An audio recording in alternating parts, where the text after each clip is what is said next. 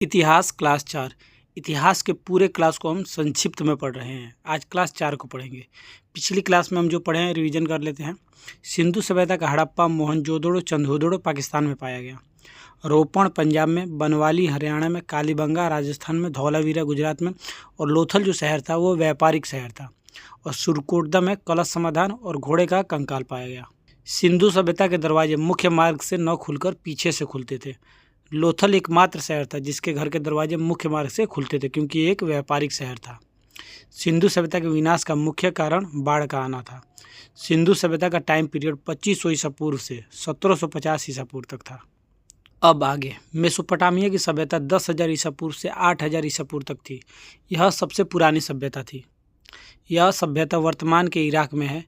Tigris और Euphrates यहाँ की दो प्रमुख नदियाँ थीं। इन्हीं नदियों के बीच मेसोपोटामिया की सभ्यता का विकास हुआ था।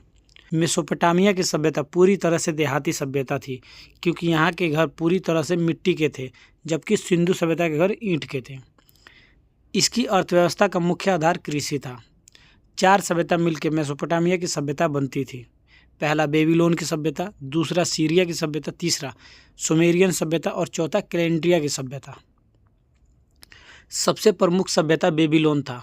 मेसोपोटामिया की सभ्यता में सबसे फेमस था बेबीलोन का झूलता बगीचा। इस समय मंदिर को जिगुरत कहा जाता था। मेसोपोटामिया की सभ्यता पर सिकंदर ने अधिकार किया था। सिकंदर का मकबरा बेबीलोन में था।